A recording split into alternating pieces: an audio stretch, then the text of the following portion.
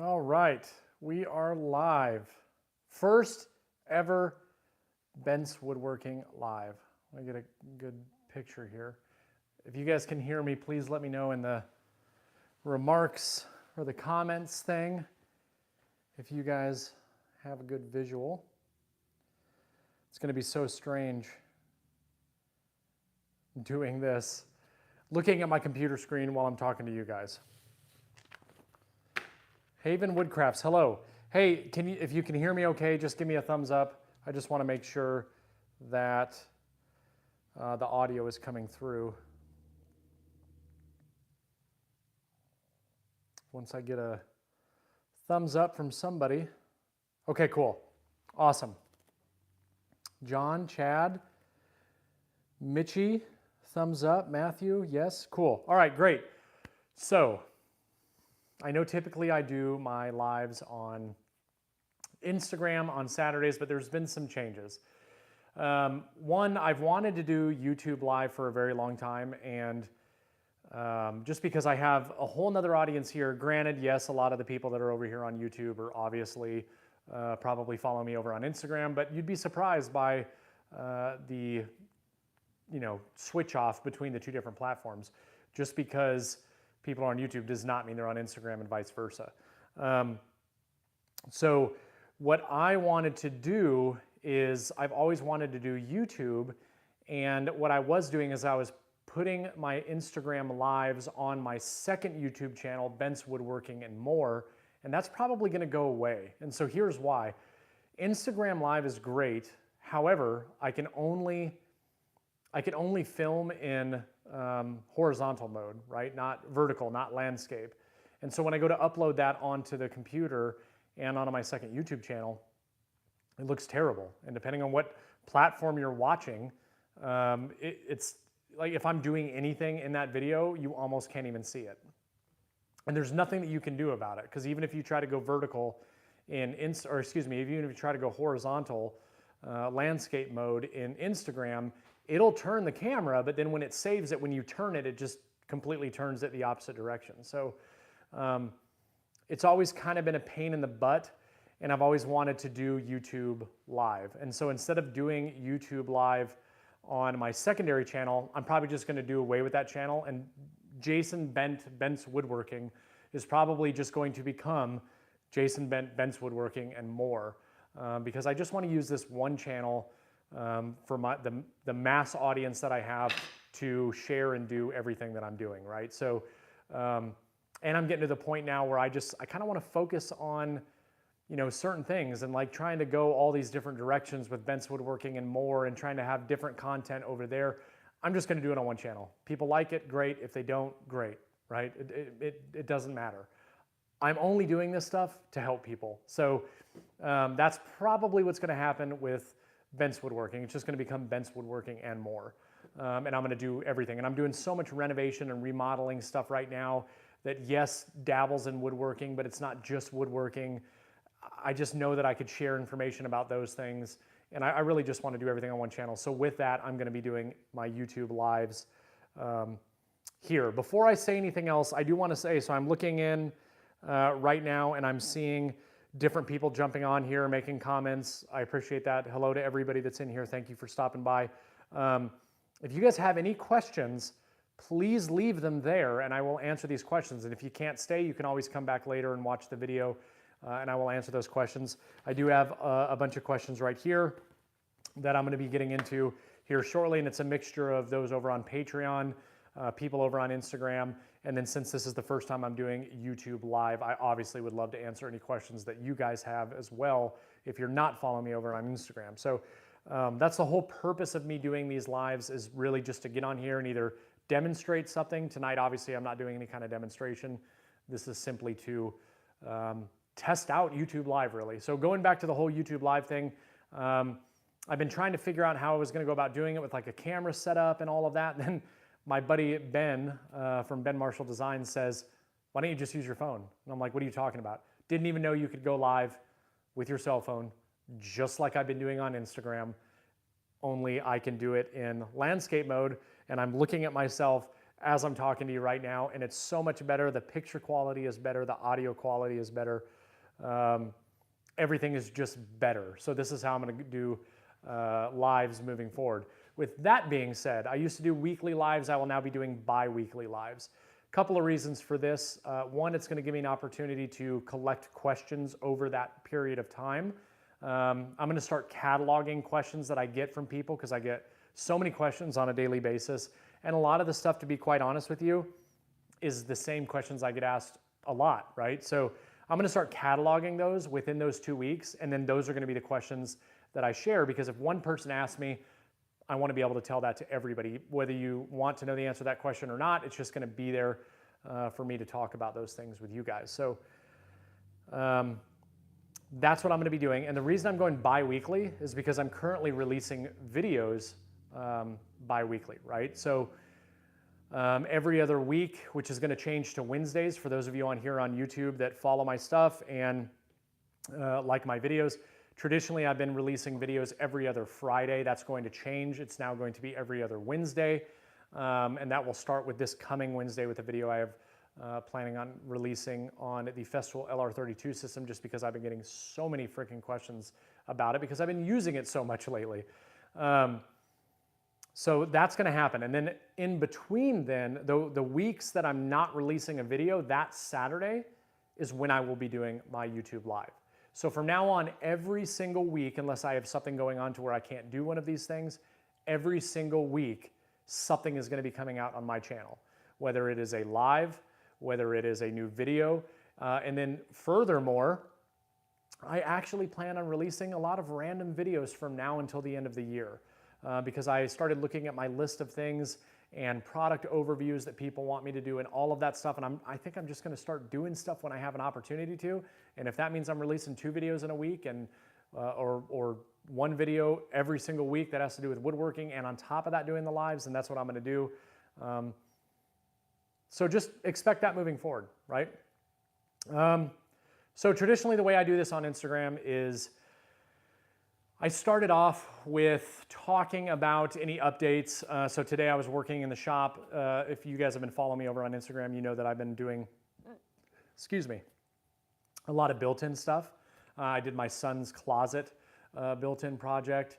I'm currently working on our master bedroom. This is taking way longer than I had originally planned. I thought I would have been done with this weeks ago. However, I've been picking up with my actual regular job.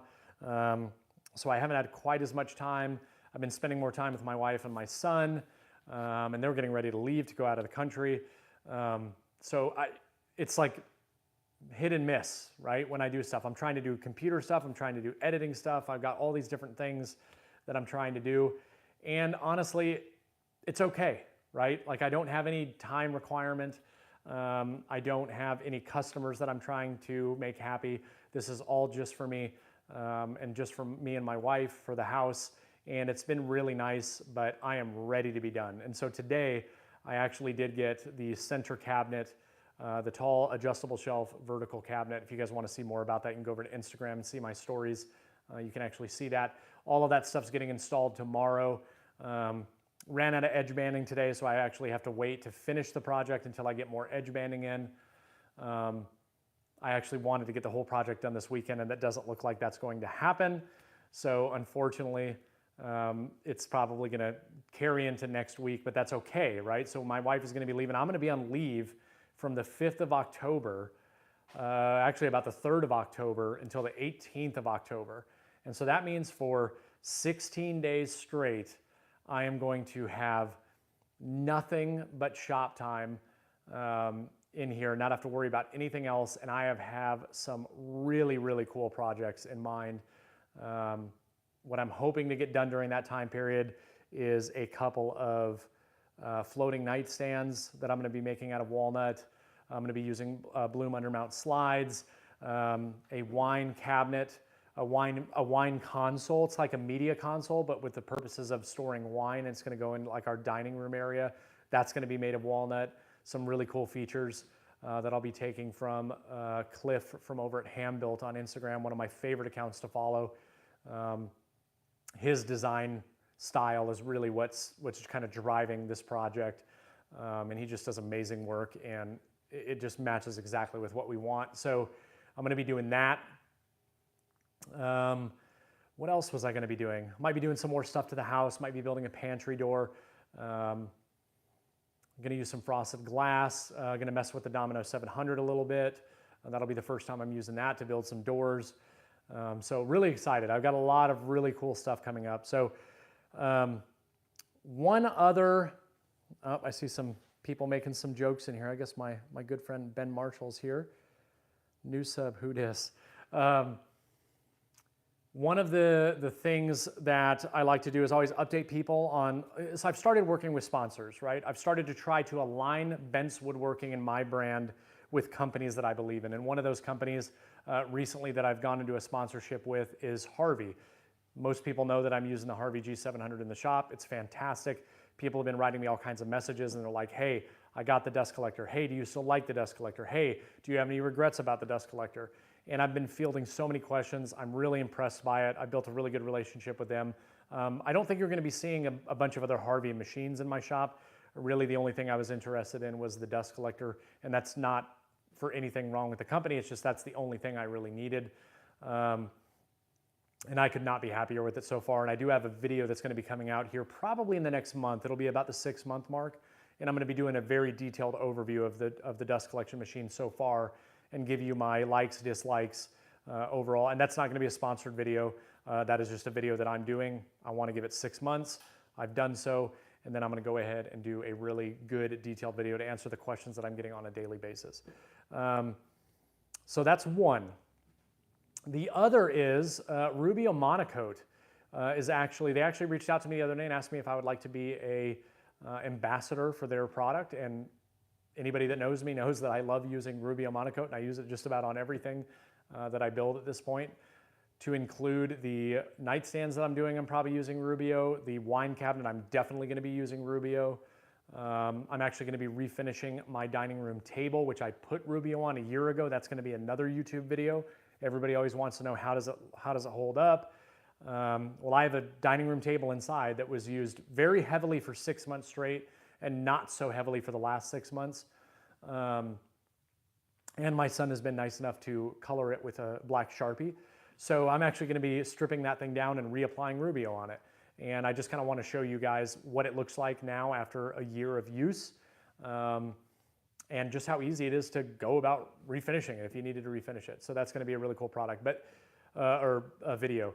They asked me to be an ambassador for them and be an affiliate. So if you guys are interested in buying Rubio Monocoat, everything that I talk about, it's all over in my website, right? If you guys go to my website and click on the sponsors tab, you'll find I'm an affiliate for Jay Bates, which is one of the reasons why I haven't made so many plans, because he has a million of them. If you guys want to buy woodworking plans, he's the guy to go to. You can access that through my website. Axiom Precision, they're the ones that make my CNC machine. True Position Tools, Bits and Bits Company, you can get 15% off your router bits. Omniwall, you can save 10% on Omniwall, which is all the stuff that you see right here behind me. What else? Harvey. And I think that's all I have listed on there. There might be some more here coming up soon. So pretty excited about that. It's been a very long time that I've really hesitated going down the sponsor route.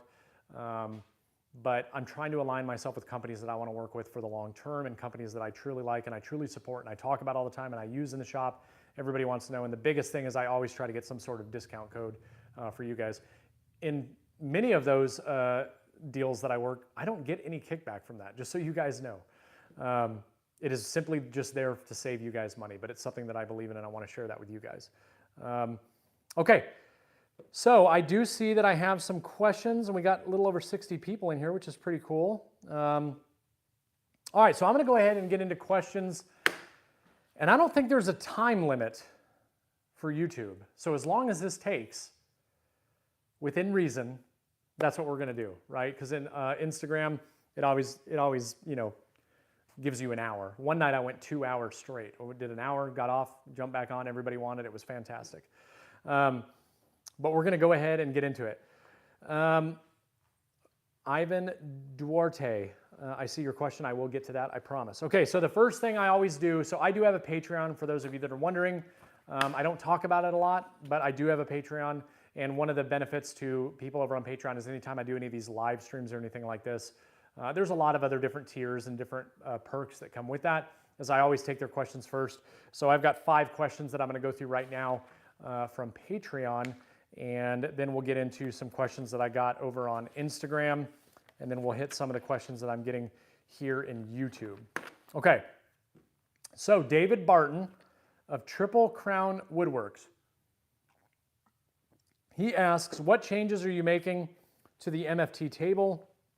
Do you have a ruler or anything to set up for a set length when cross-cutting? With the miter saw station, you can set up a stop block with a ruler. Just curious how it works on the MFT. Okay, so 2 questions there, right? I'm getting off screen here for just a second, but that's because I want to show you the fence that I use. So let me answer your first question first. What changes am I going to make to the MFT table? So nothing major. Fence actually might be one of them. And it's not because I don't like the fence that I have. I have some ideas for something else. One is I'm not totally sold on where I have my boom arm located because it keeps getting caught on certain things based on its location. So I'm looking at possibly putting that in a different location. And that actually might, I might be looking at putting that here. The only problem is, so then my boom arm would kind of travel over here. The only problem with that is I would actually have to slide down my miter saw station, and I don't really know if I want to do that. It's nothing I can't deal with, but the hose is getting caught on different corners and stuff of the table, and it's becoming a pain. So that's one thing. 2, I do want to brace the top, and this is something I should have done a long time ago. I just haven't done it yet. And I just basically want to attach a couple of pieces of wood on the back sides of the legs, because this will slide a little bit if I'm reaching for the fence, or excuse me, for the track to pull it down. Sometimes if I put too much weight, it'll actually slide a little bit. It's not doing anything to the table itself, and it's not making it any less accurate. It's just shifting the table. And I need the table to be on the edge because sometimes I clamp boards to this front part here. Other than that, honestly, I would say that's probably it. I kind of like the way that everything else is laid out. So to answer your second question, I do have a stop block on the fence. And yes, the fence, I'm going to try to bring it in close here so you can see it. It actually has, measurements on it. This is a metric fence, and this actually gives me the ability to cross-cut and use a stop all the way up to 1,450 millimeters. So it really covers just about everything that I need it to do. And then this just flips up and down. And for a question I know that usually gets asked, they're like, hey, well, what kind of fence is that? This is from Bench Dogs UK. This piece right here, this is their newer fence. They sent me their old fence, which was just this vertical part. And then obviously you have these Bench Dogs that go on the back.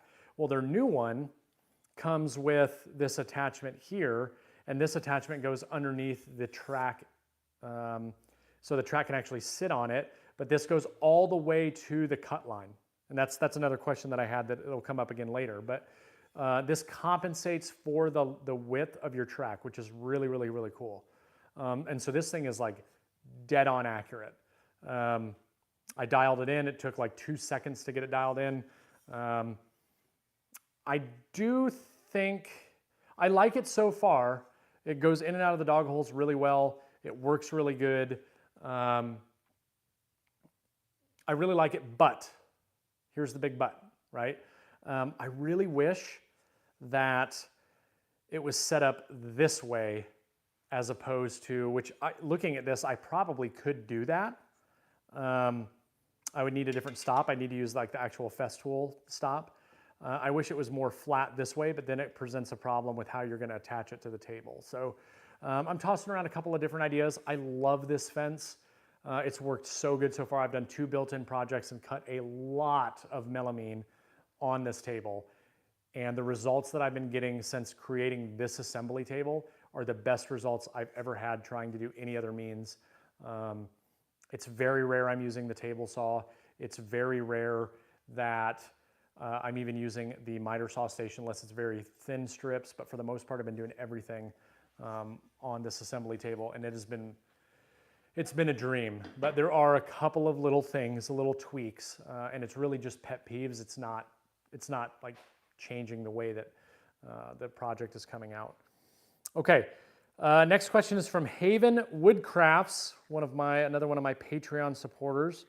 And just so you know, your package will be out in the mail next week. I just haven't had the time to send it out yet. I apologize, but I will get it over to you. He says, last year I purchased a few thousand board feet, man, of oak and maple lumber. Most of them are 20 inches to 30 inches, 3/4 S4S lumber. Are there special glue up techniques that you would recommend in order to make them longer, larger panels? Is end grain glue up an option? Thanks. The only time I've ever done any kind of end grain glue up is if I was doing some sort of butcher block top. The problem with end grain glue ups is that it soaks up a lot more of the glue. Now there are a couple things that you can do, right, to make the glue adhere a little bit stronger. You can do like a 50-50 glue and water mix. And what that does is it basically puts like a skim coat. It seals the end and then gives the glue something to adhere to. I probably wouldn't be doing end grain to end grain glue ups for panels. I would just use it on things that I could use it for.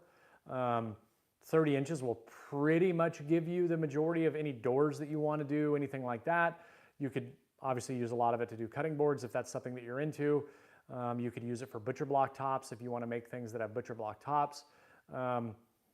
But if I was going to glue end grain to end grain, I would probably reinforce with something, right? So whether that would be dominoes, but end grain to end grain, from my experience, has just never been all that great. But when you do the skim coat and give it something to seal, it does tend to work pretty well. But I think an end grain to end grain glue up in terms of a panel would be so noticeable that you probably wouldn't want to do it anyways.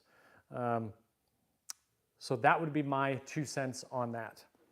Another Patreon question, Joshua Contreras. When's the closet build video coming? Are you splitting up into your son's closet for one and the master closet on another? And so the answer is no. So here's the whole thing with the closet builds, right? So most of you guys know, especially if you're over on Patreon, you guys know that I want to get into the online class style offering, right? Like I want to do a project build and offer it in a multi-part series, much like Mark Spagnuolo does with the Guild, and there's some other people that do the same thing. That's what I want to do. I want to make longer form content, more in depth, and make it available for those who want it. Still put stuff out on YouTube for the same project. It'll just be obviously a glance over the project.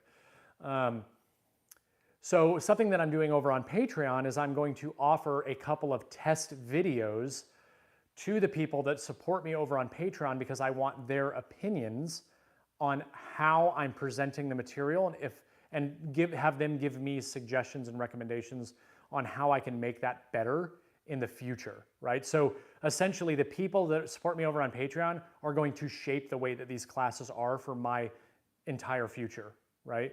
And so with that being said, I filmed the first half all the way up until the install itself of my son's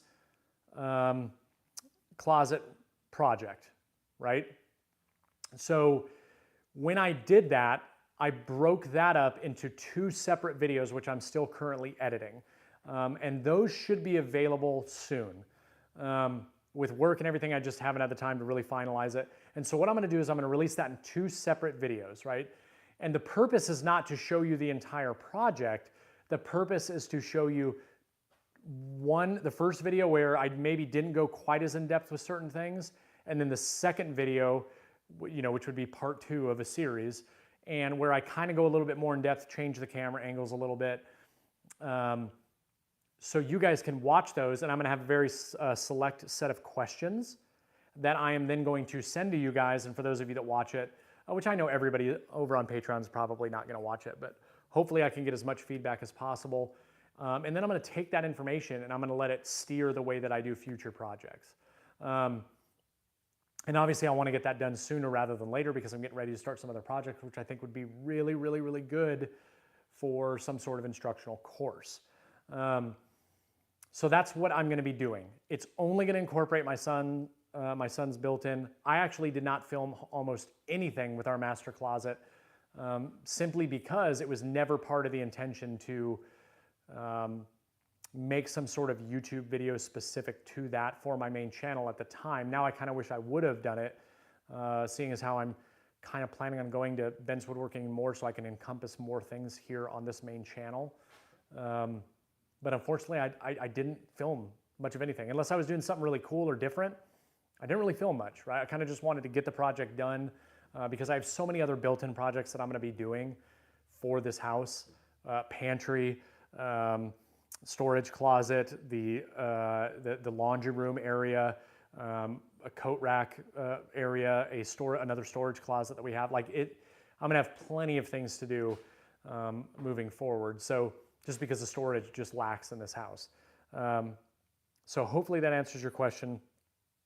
It will only cover my son, but again, everything I did in my son, I did in our room as well.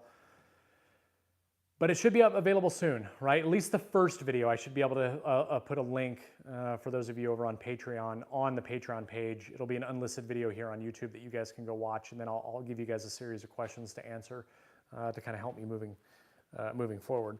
I'm gonna read the next one while I grab what the question is about. Please don't leave, I'm coming back. Gary Furness, he asks me, or he says, "Hey Jason, I just noticed the Forstner bit you're using to secure the shelf pins." He's referring to a Instagram post that I did today. "Do you have any info on them? And are they good? And are they available in the UK? Have a great show, Gary." Thank you, Gary. To answer your question, they are actually Festool. This is the Forstner bit set right here that I'm using. I don't know if they're available. I don't even know if they're available anymore, to be honest with you. I got these from my very good friend. It seems like this is a much older set, but inside of it, they are Centrotech Forstner bits in the sizes of 15, 20, 25, 30, and 35 millimeter. I'm sure that you could probably find something like this on eBay, or I would think in the UK you could probably find this. I'd actually have to look in the Germany Festool catalog and see if they even offer these anymore, but I'm not sure if they do. But if you want to look, it's the FB set D 15-35CE. And again, they are Centrotech Forstner bits from Festool. I've actually started to transition all of my bits, everything to Festool, because it just works really well with the system that I have. And it just makes it easy because I can use it in any drill. I can use it in my drill press. I can use it in anything I need to, and it works really good. So they do work very well. I really enjoy using these. I don't use Forstner bits a lot, but these have been working very well.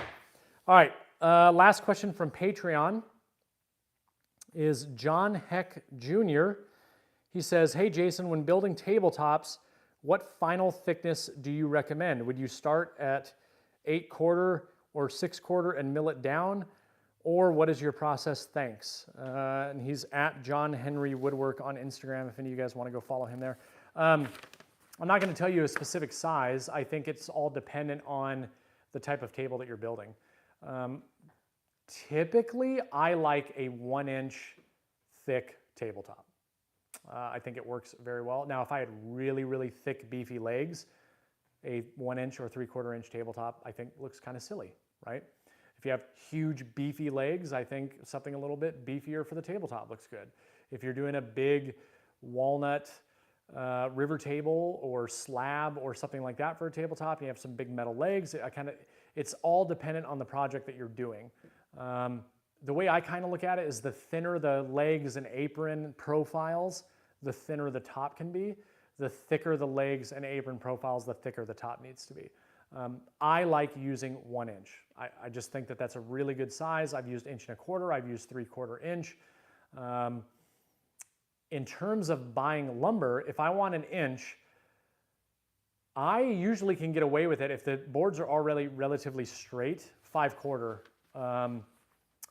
5/4, or to get an inch, I can use 5/4 that's rough sawn, right? Like not surfaced, not S4S.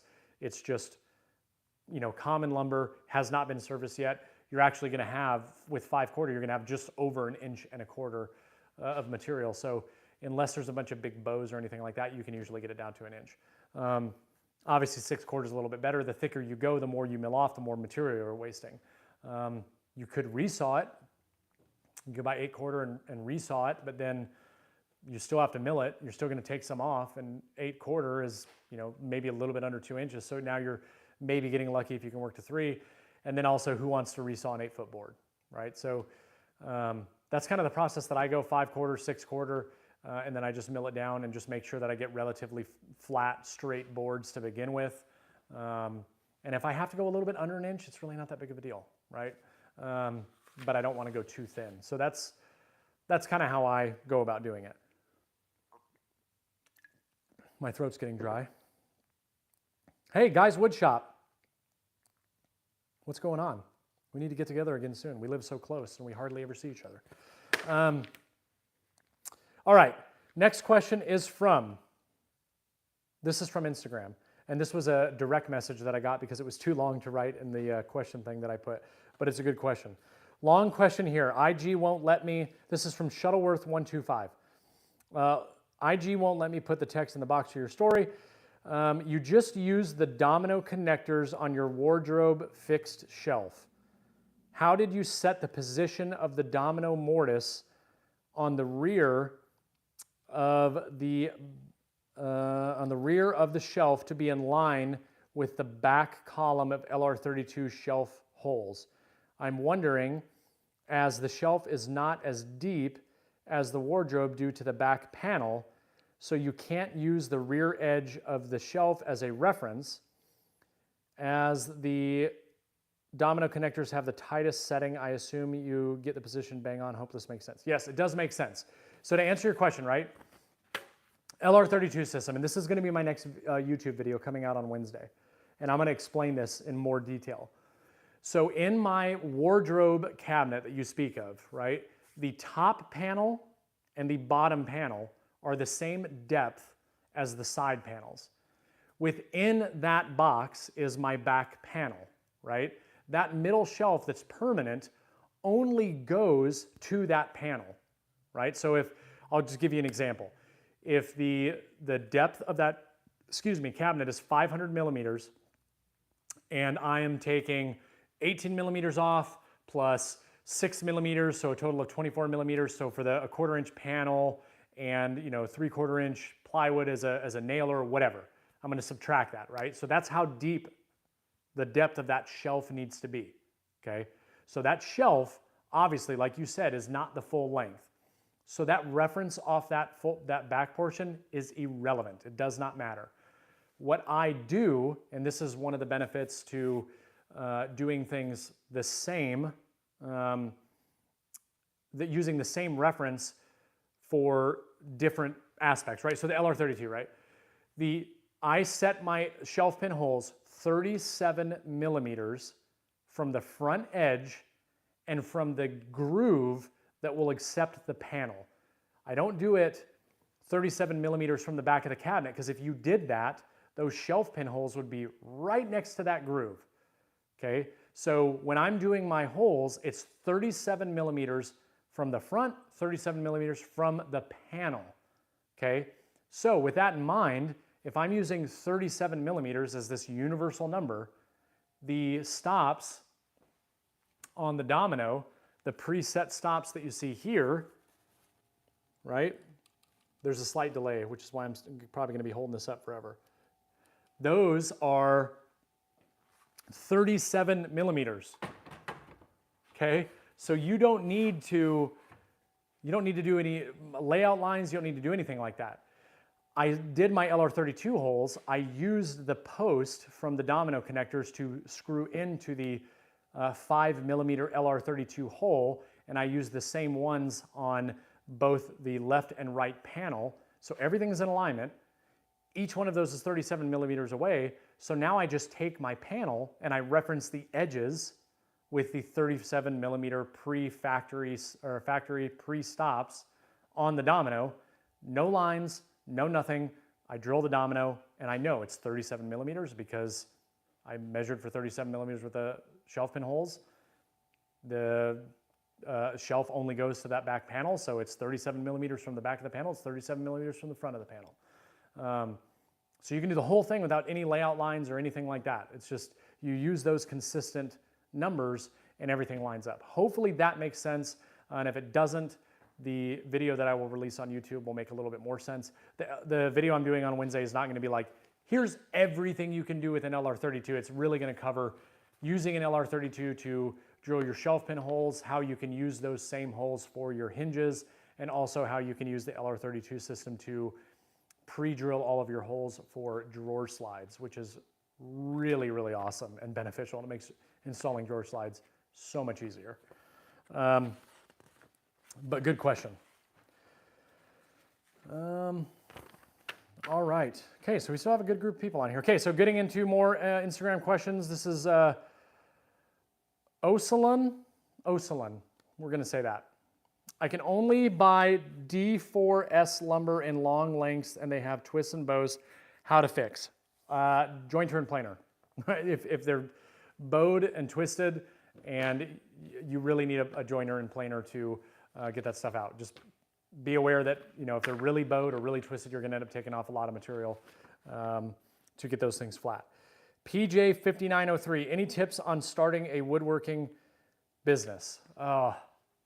This is I don't want to get super in depth in this question because on my second channel and on my main channel here, I actually have, I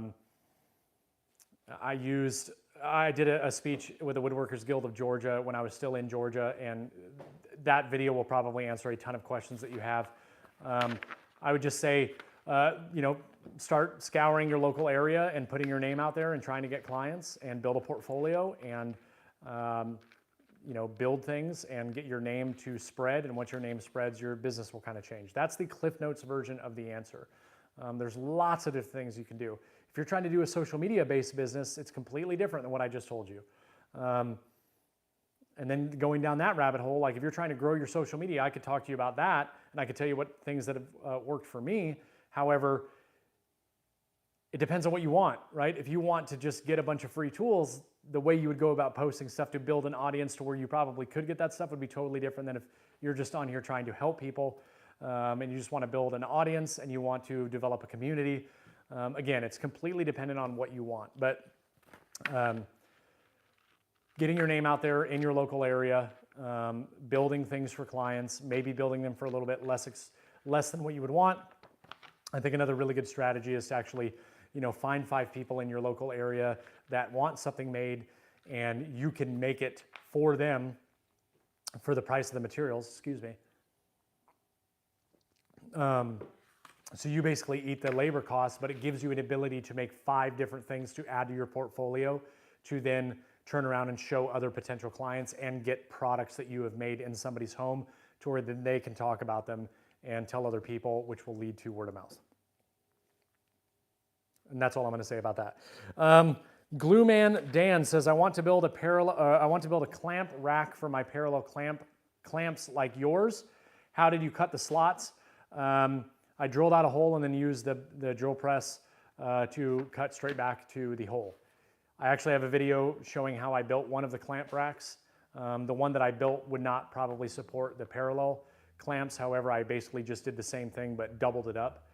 I do have a video on my YouTube channel here that you can take a look at how to build a clamp rack, and it'll show you the process using a bandsaw or a jigsaw.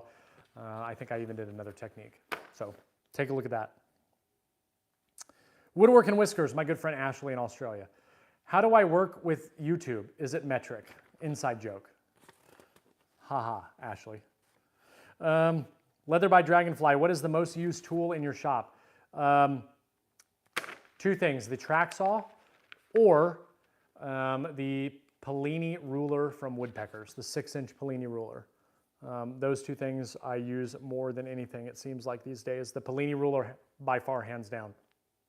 #1 tool I use. Man, okay, I got lots of questions. I'm gonna have to get through these. Matasaurus94, shop projects question. Why do you use more sheet goods instead of dimensional lumber? And he's referring to shop projects. Well, because one, it's way easier and way faster to build shop projects and shop cabinetry out of plywood, or any sheet good for that matter, than it ever is dimensional lumber. It's also way cheaper, depending on the dimensional lumber that you're getting.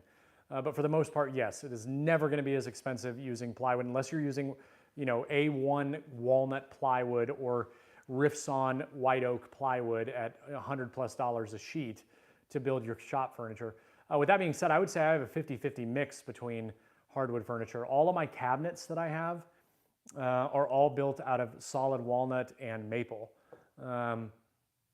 So it isn't just, plywood, but for the most part it is because, they're cabinets, they're shop projects, jigs, it's all gonna be out of that. Not to mention, it's way more stable than dimensional lumber. And in a shop where you have probably the biggest shifts in moisture and that kind of stuff, you don't want something that's going to have a lot of movement over time. And again, it's a shop project, right? So it's gonna get dirty and dusty and beat up. The only reason I built all these really fancy, crazy walnut cabinets is because one, why not? And two, I wanted to test out some different techniques and theories, and that's what I did. But for the most part, if it's a shop project, you better believe it's gonna be sheet goods. There's a stigma on sheet goods. I don't have a problem with sheet goods. I actually love building with sheet goods. Matter of fact, Guy's Wood Shop, one of the most talented woodworkers, and I've gone to his house and seen a bunch of his furniture that he's built. He is a huge proponent of veneering sheet goods, and it is absolutely incredible the things that he makes, and they're way more stable than any hardwood projects probably ever will be. So there doesn't need to be this bad stigma with sheet goods. Sheet goods are extremely valuable. Just because the sheet goods you see at Lowe's and Home Depot and Menards, you look at them and you think that they may not be the best quality. Well, they're not, right? They're not the best quality, which is why they're $50 a sheet as opposed to $100 a sheet for top quality plywood from a good cabinet supplier. So don't be afraid to use sheet goods. I really enjoy using sheet goods for a lot of things. Anchor Workshop. This is not a woodworking related question, but it is very important. He says, where did you land on the grill choice? So over on Instagram, I was talking about I want to start grilling more. I'm not planning on making a YouTube channel or an Instagram page or anything like that as anything to do with grilling because I don't know the first thing about it. But I want to grill more and I want to grill better than just the propane. So I asked the question on what kind of grill I should get, and man, the amount of feedback that I got was absolutely remarkable. But I'm tossing the idea around between a Traeger pellet smoker or a Rectech pellet smoker. And the more I do look at it, the more I'm starting to lean more towards Rectech over the Traeger for a few reasons. But I think a pellet smoker is going to work best for what I want to do in the way that I like to grill and cook. And it will give me a lot to grow into as well. Okay. All right, I'm almost done with these questions. Then I'm going to start answering questions here in YouTube for you guys. Bowler-hatted businessman. How close does the bench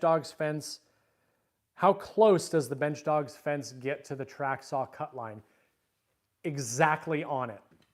Exactly on it. It's dead on. It's right on. I actually had to cut, I want to say, about 1 millimeter off when I originally got it and got everything set up just to cut down to the 0 line, but it is right on the line, and it's really nice. Crazy Kivo 207. What time is it? 7:43. Oh, we got time.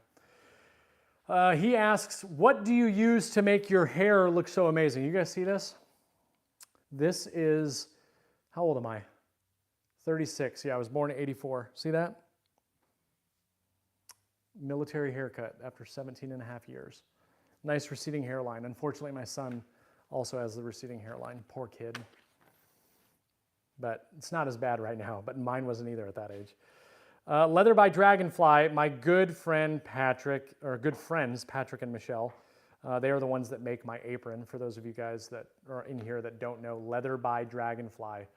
You can go to any of my YouTube videos and find their link down below. Let's see. Have you tried the heater in the shop yet? Well, yes, right after I installed it. Matter of fact, funny story, today is actually the first day in like 2.5, 3 months, 4 months that I did not have my air on at all. I've really just left the thing running since I installed it, and it's been awesome. Like, it leaves, I have the Mr. Cool. They sent me the Mr. Cool. I did not pay for it. I installed it. I did a YouTube video on it, and I got tons of, not tons, but I did get a lot of flack from people that are like, oh, those units are pieces of crap, whatever. Here's the deal, right? That thing has been amazing for my shop, and I have had no problems with it yet. Other than the fact that sometimes it has not been syncing with the thermostat, so it gets too cold in here. Oh, that's a huge problem, right? Sure, at some point it may not last as long as some other ones, but it's a $1,400, I have the 18,000 BTU, I think it's like 14 or 1,500 bucks. You order on Amazon, and if it breaks, I would just order another one on Amazon and install the damn thing, because it's phenomenal. Like, it works great. But when I first installed it, to answer your question, yes, I was using the heat originally, because the first 2 nights after I installed it, it got down to like 24, 25 degrees. And I had it set on 70 degrees just to test it out. Sure enough, I came in. The first night I let it run all night, came in the next morning, it was 70 degrees. The second night I let it run until about 8 p.m. I turned it off. It got down to about 25 degrees. Came out the next morning at 8 o'clock, checked the temperature, and the temperature had only dropped by about 7 degrees in the shop. It was, I think, 63 roughly, and then I turned the heat back on. So not only is the shop or the garage insulated very well, but the heat does work, and it works very well. Now, if it gets down to like -10, I don't know how it's going to perform, right? When that happens, then I will simply heat the shop with some other source and then kick on the unit to help keep it at that temperature. And I've already got some ideas for what I'm going to do for that. But so far, it's awesome. This is from CL Bergnanon. 2 questions. My TS75 is not cutting 90 degrees anymore. How would you adjust it? I would adjust it using there's a little set screw on the TS75 that you can, I'm looking at it because it's sitting right here. I would just dial it in to make sure that it's cutting at 90 again. You can never trust the indicators. With Festool, generally you can. Maybe it was bumped or something like that, and it just was kind of thrown out of alignment. I did that once to my miter saw, but when I took it out of the box, it was dead on 90. And then one day I smacked this really hard, and it kind of popped up. So I had to kind of reset it just a little bit.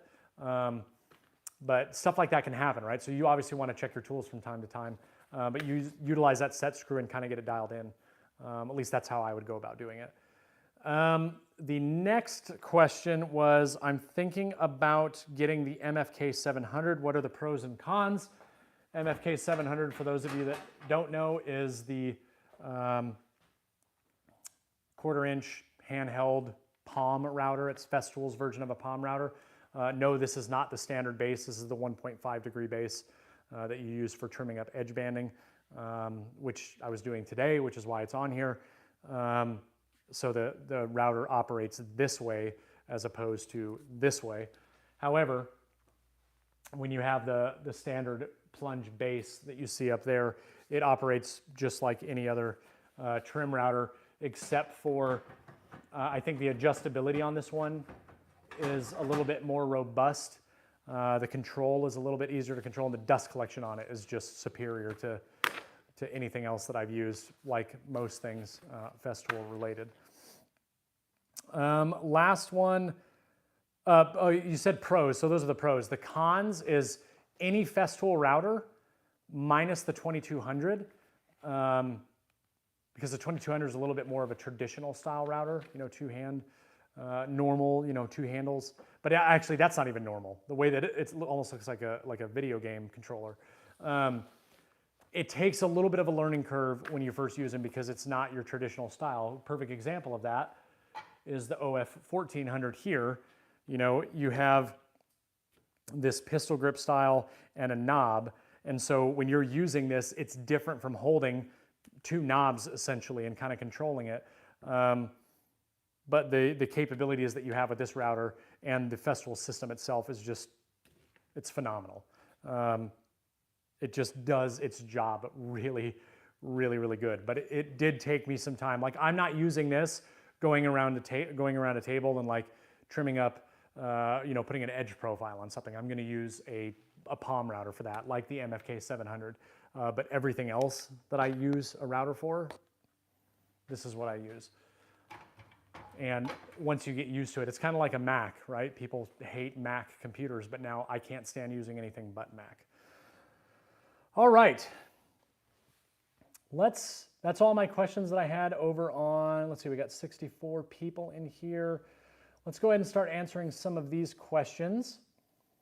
Misfit74, Jason Bent, how do you keep drawers square when joining them and not using Dados? I never use Dados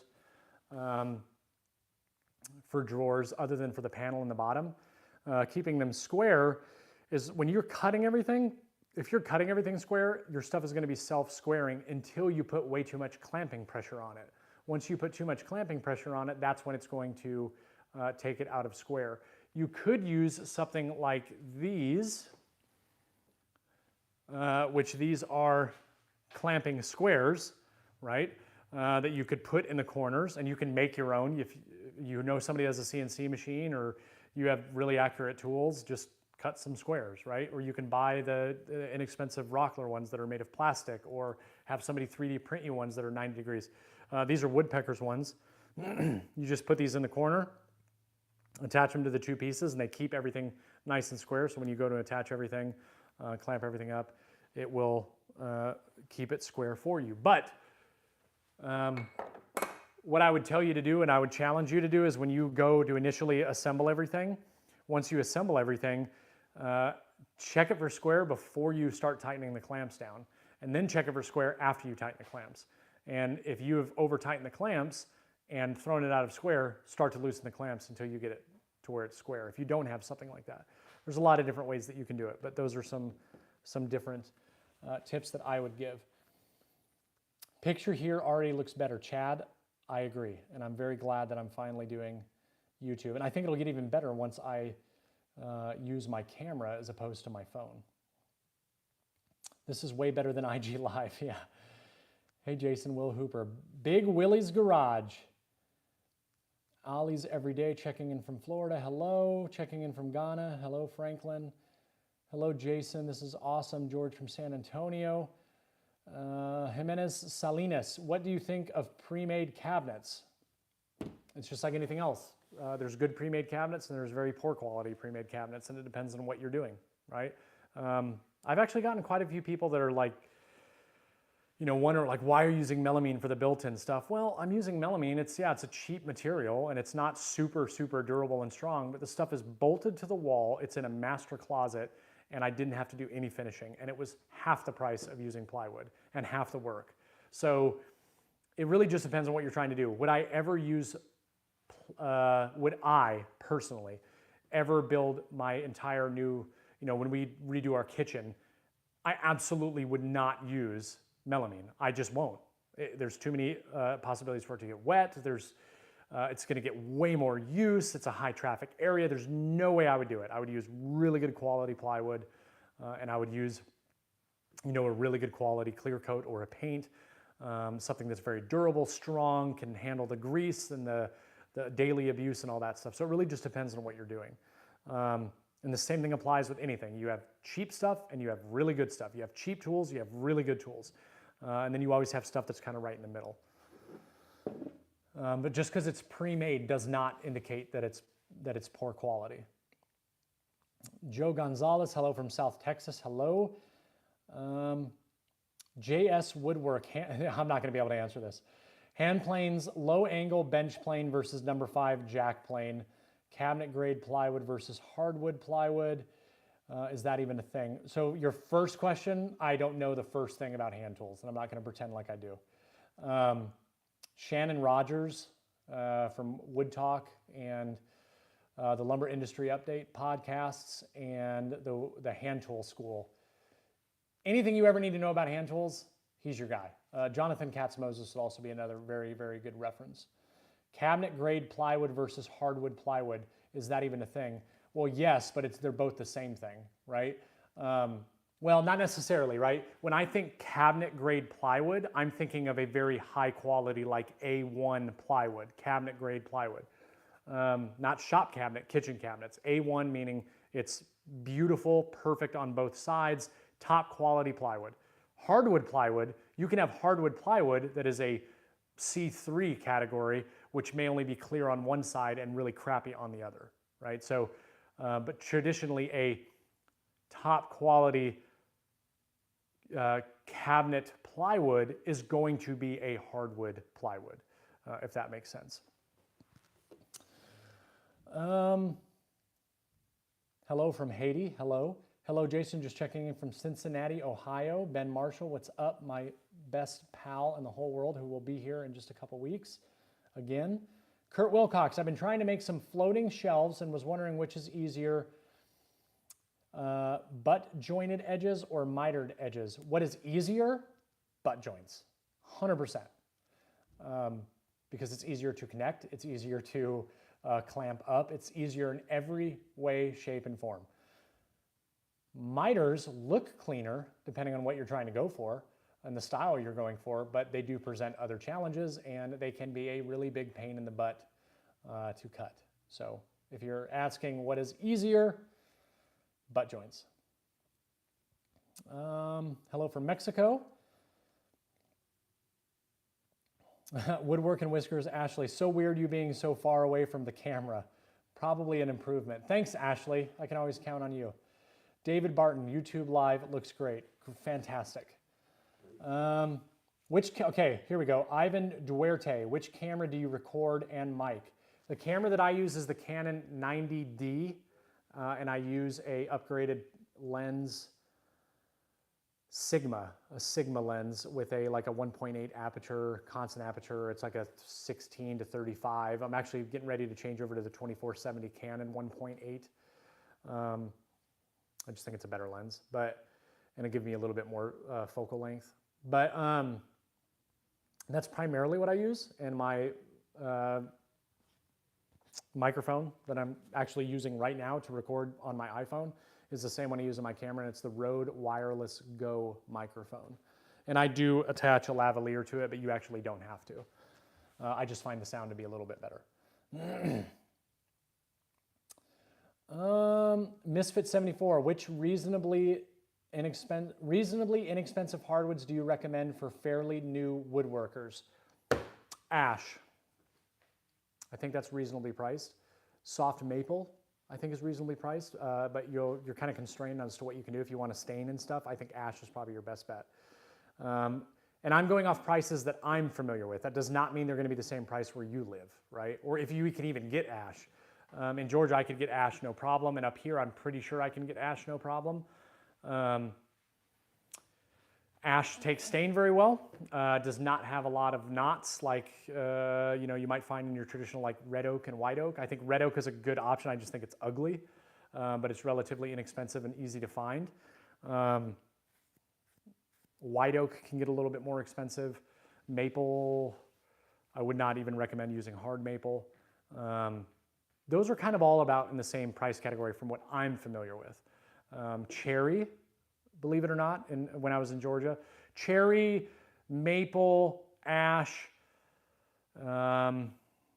what else? I would say those three were probably, they were really, really similar, about the $3 a board foot price range, maybe a little bit less, a little bit more. And then you get up into like the, $7, $8, $9 and above, mahogany, walnut. White oak is kind of in between those, depending on what kind of white oak you get, whether it's quarter sawn, rift sawn, flat sawn. there's a lot of different options. But if you can find ash in your area, I think ash is a really, really nice wood to use, to work with. If you want to stain, no matter what finish you want to use on, I just think it's a really good wood. It's hard. It looks very, very nice. It gives you the oak look without all the knots and everything like that. So that would be my recommendation. Misfit74, would you consider making your own MFT table? No, I would not. And I actually got that question a lot because this is a very expensive setup, and that's kind of the reason why I didn't make plans for it, even though a lot of people have actually asked me if I've made plans or if I would make plans, or they've asked me questions about the table. To build this setup that I have, it's going to be $2,500 or more. I was lucky in the fact that I actually had 2 of the MFTs provided to me. But for the most part, I would have bought them either way because I knew that this was the table I wanted. The reason why I'm not interested in making my own is because no matter who I've spoken to, and no matter how many different CNC files, and I have a CNC, no matter how many different CNC files I've seen, how many other people I've cut them, the stuff does not line up the same as it does with the MFTs from Festool. And I will replace these tops. I will not cut these tops. I will replace them when they need to be replaced. I will buy new tops for them, but I have no desire in making my own at this time. The only reason why I would consider doing it is because I love black melamine and I love how nothing sticks to it. And if I was able to get a perfect setup, like perfectly everything in alignment, maybe then I would do it. But with this, I don't even think twice about it. Everything just works, and I love that. And I like the aluminum extrusion and everything that's on there. And it also gives me the ability, if I ever need to take one of these off and move into my house and set one up for something I absolutely can, that's another huge benefit. Russ Albright, wow, this is different seeing you on a YouTube live, yeah. Leather by Dragonfly, howdy from College Station, Live Oak Woodworks. Isaac Duarte, how much varies the price of a job using basic or sophisticated tools? The tools don't dictate how much the job is going to cost somebody. The tools can change the quality of the product, but more importantly, the efficiency and the time it takes you to get it done, right? Please don't think that I'm saying if you have no woodworking experience and you go out and spend $50,000 on a shop that you're going to be a really good woodworker. The tools don't make the woodworker makes the woodworker. The tools just assist. So by having better tools that work better with each other and save you time in other places, that will yield a larger profit for you in the long run because you're taking less time to do the same tasks, if that makes sense. Guys Woodshop, we already talked about that. He's in here. Hello, Scott Rodman, Blairsville, Georgia. Hello. EOJ18. Hi, Jason. Got to run, but the new format sounds exciting. Best of luck. Looking forward to the content. Thank you so much. Guys Woodshop, the LR32 system is a wonderful tool. Absolutely agree. I think the biggest issue with the LR32 is that there is a steep learning curve, I think, when you start. But I think it's typically because people overthink it, much like I did. And having, friends like Sedge, Festool Sedge, that was really able to break it down for me Barney style, or they make fantastic videos in a short format, breaking it down for you to understand, and then really just repetition. The more you use it, the more you do it, the more you're like, I got it. This is so much easier than I ever thought would be possible. But it is one of those things, yes, it saves you time in the long run if you're batching out a lot of stuff, right? But let's say you're doing one panel and you need to do 4 shelf pin holes. Does it make sense to get an entire system up and running for those 4 holes? Get everything calibrated, dialed in for 4 holes? Probably not, right? But when you're doing multiple pieces and you take a little bit extra time setting it up, absolutely, it's worth every additional second you spent setting it up. And we're over an hour, so I'm gonna wrap this up here in a minute. Let's see. Highly recommend those videos, very informative. Doug, I like what you will be doing more on. I like that you will be doing more on YouTube because this is the only site that I can cast to TV. Oh, perfect. Mark Adams, Jason, do you have any experience with working with black willow? I know that it is softer side of hardwoods, and I've never worked with it. No, I have never worked with black willow. Live Oak, I really like your wall rack behind you. I do too. Woodworking Whiskers, it is Omniwall, for those of you that are wondering. I know I talked about that in the beginning. You guys can save 10% with the code BENS10. I don't get anything for it, but they were nice enough to give me a code to give to my audience.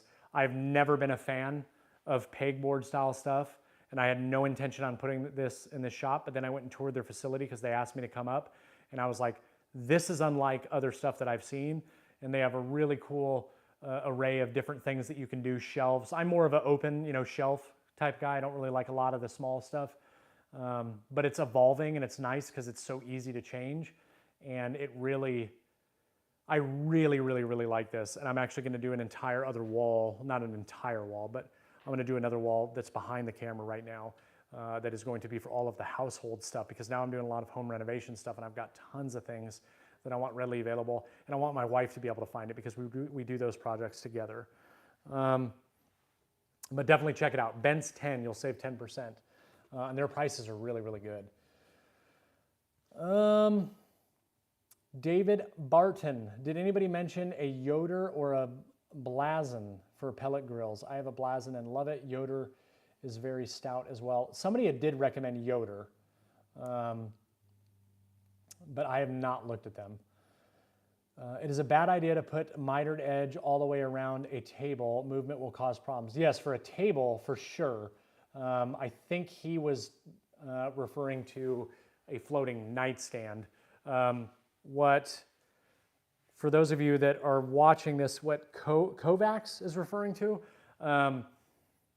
if you put a mitered frame around a tabletop, right, you have the vertical or horizontal, whatever, depending on how you're looking at it, the boards that are going to be in the middle. Well, those are going to expand and contract this way. And if you frame it into the mitered corner, as that expands, it's going to pop those mitered. It can. It's not. I'm not saying it's going to. It can. It can break those mitered parts or mitered edges apart. Now, here's how you can get around that.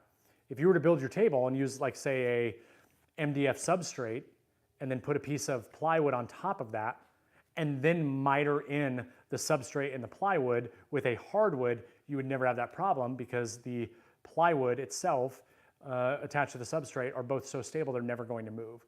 And so for people who want to do some sort of bordered edge, I would recommend never using a hardwood if you're going to border it with something, because he's absolutely right, you're going to have that problem. Use a plywood and some sort of substrate just to make it a little bit thicker if you want to. And there's nothing wrong with that. And then border it with something else, and that centerpiece is never going to move. And you'll never have any issues with the mitered corners, or if you do mitered corners.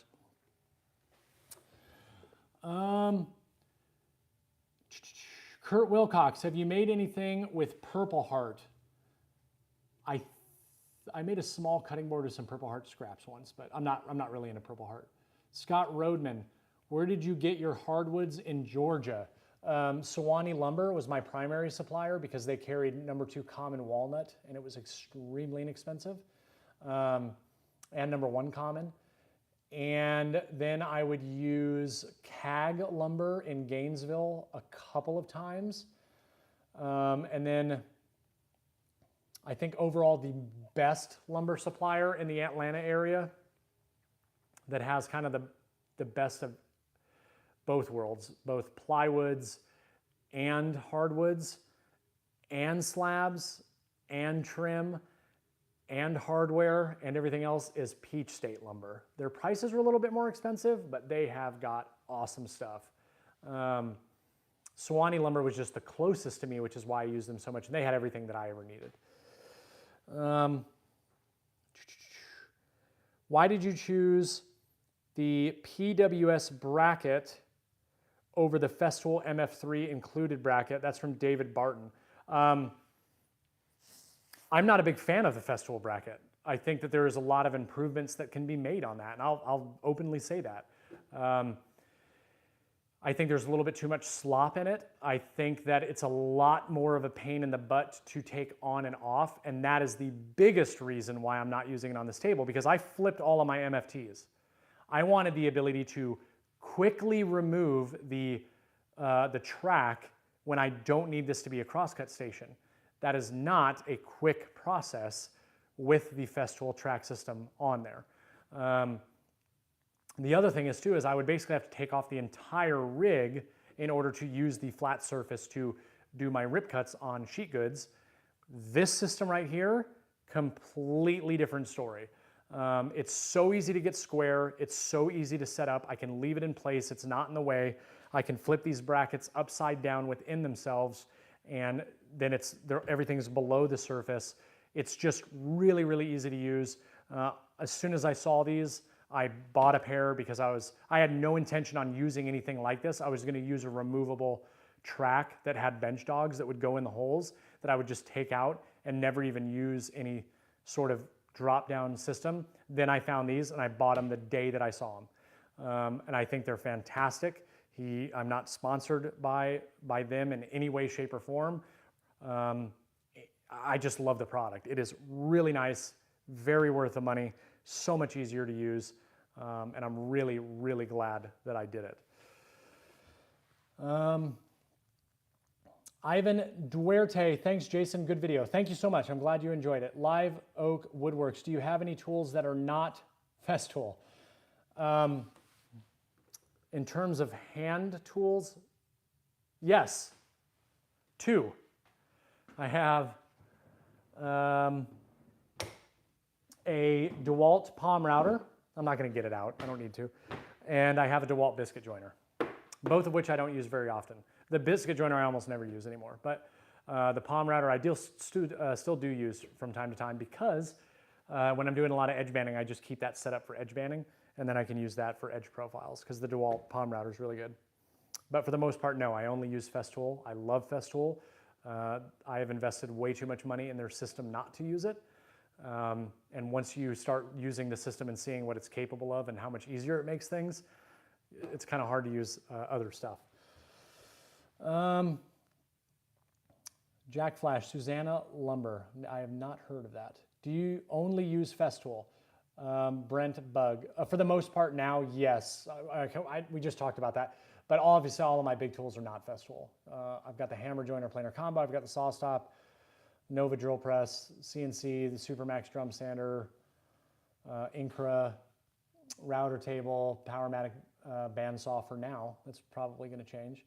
But for the most part, yes, I just use Festool. What's your opinion on the miter saw DeWalt DWS 779? I don't know because I don't know if I've used that one. I think I may have had the 780, the big 12-inch slider. It took up way too much space. Cuts like a miter saw cuts. I'm sure it's probably a pretty good saw. Bar Mills Models, nice meeting you. Good night. Well, good night. Dan Kaufman, Ivan, you need a lot of space due to the sliding mechanism. If space is a concern, look at the Bosch glide saw. Yeah, so if that's the same one that I had, it takes a ridiculous amount of space because the bars go back and you have to have all that space behind it, which is why I ended up going with the Capex. However, I was looking at the Bosch originally. It was between the Bosch and the Capex, and that was kind of when I was starting to dive deep into the Festool thing.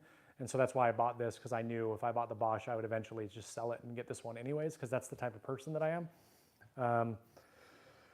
But yeah, I've heard really good things about the Bosch. There's a lot of other good options too out there. I think Makita makes a really nice up-to-the-wall slider.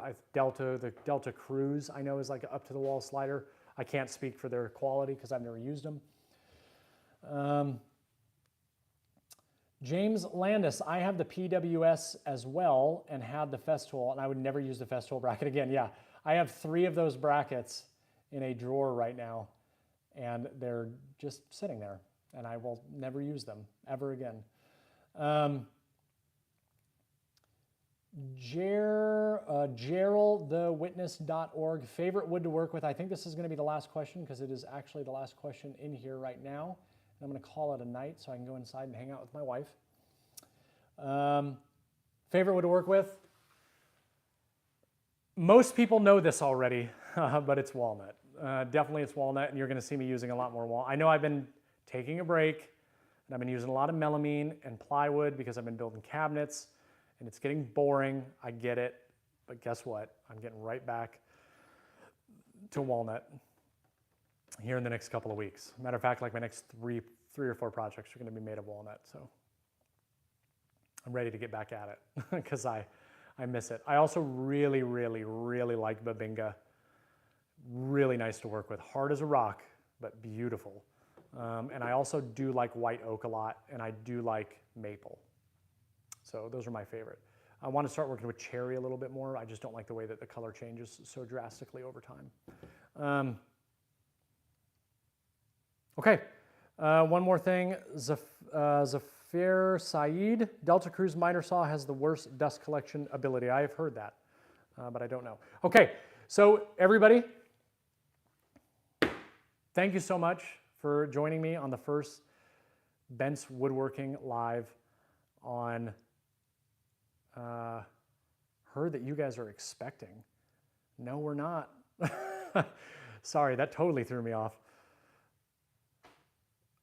Oh, a package from Festool. Oh, hilarious. Man, I was like, I don't know what stories my wife is doing, but no, we are not. Anyway, thank you so much, everybody, for joining me on the first Bent's Woodworking Live here on YouTube, and I will be doing it more here on this platform, so make sure you ring the bell to be notified when I go live. But the next live will be 2 weeks from today here on YouTube, and I'll have lots of good questions. Every other Saturday, Ivan, when is the next live? Every other Saturday, right? So 2 weeks from today will be the next live that I do on here. And if this turns out to be really awesome and I just have to start doing these every Saturday on YouTube, then that is what will happen. But I'm gonna give it a little bit of time and see how the once every 2 weeks goes. But yeah, it was a really good time. Thank you so much for everybody. Thank you for so much. Yeah, heart attack. Thank you everybody for jumping on, and I will see you all soon.